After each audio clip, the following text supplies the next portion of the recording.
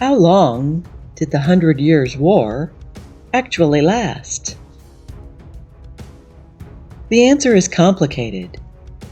The 100 Years' War lasted both more and less than 100 years, depending on how you look at it. The 100 Years' War was an extraordinarily complicated conflict with far-reaching effects. Piecing together its history requires tracing the tangled genealogy of the royal houses of England and France, not to mention sorting out shifting allegiances, territorial rights, and interspersed civil wars. The conflict name is a confusing misnomer. If you tally time from the day the war was declared in 1337 to the date of the final treaty that ended in 1453, the war lasted 116 years. The actual conflict was not continuous, however.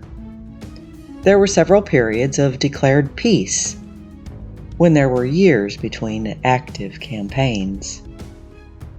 If you add up the times of actual fighting, the war lasted only 81 years. Want a brief explanation of the 100 Years' War? This time, the two nations weren't fighting over just territory. The prize was the throne of France itself.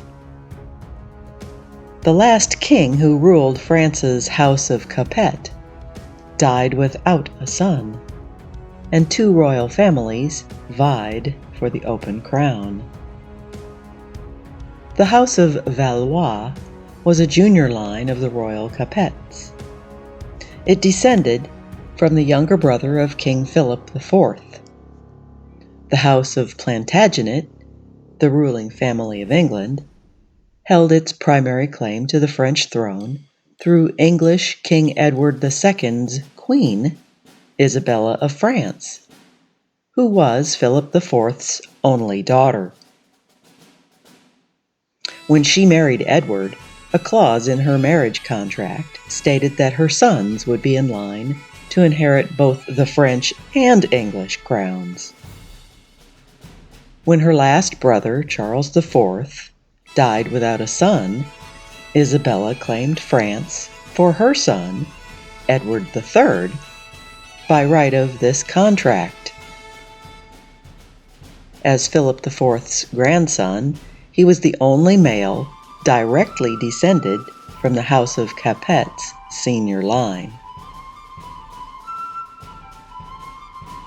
The French were not keen on a foreign king, however, and they resisted, citing ancient Salic laws, which prohibited women from inheriting the throne, or anyone from inheriting the throne through a female. Instead of accepting Edward, they crowned Philip of Valois, Charles's cousin, through his father's younger brother. The first phase of the war was initiated in 1337 by England's Edward III, who invaded after the French refused him the throne. Edward's campaigns were interrupted several times by delays and the intervening Breton War of Succession, but they were able to deal the French several devastating defeats. At Poitiers, the French king was captured, and the country fell into chaos. But Edward was unable to take Paris and negotiated the Treaty of Bretigny in 1360. 9 years later, France's Charles V resumed hostilities. Over the next 20 years, the French managed to regain much of their lost territory before making peace with Richard II in 1389. England was kept busy with civil strife until 1415, when Henry V invaded, determined to take the French crown. He was stunningly successful, especially at the Battle of Agincourt, and he forced a treaty that gained him significant territory and the French king's daughter. Although they officially named their future sons as heirs to the French throne, Henry's gains didn't last long after his death. France finally gained the upper hand in 1429, when Joan of Arc, following the word of God, led a relief force that helped the French defeat the English during the Siege of Orleans.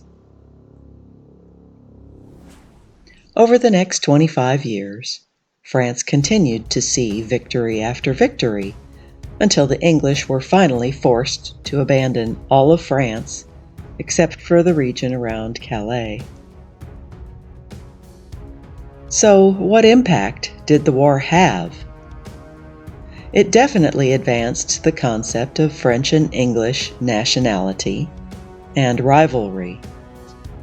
New weapons and military tactics were introduced that changed the face of warfare, such as fixed defensive positions and the use of longbows. The need to employ standing armies forever altered the peasant's role in society, and the declining use of heavy cavalry greatly decreased the role of knights.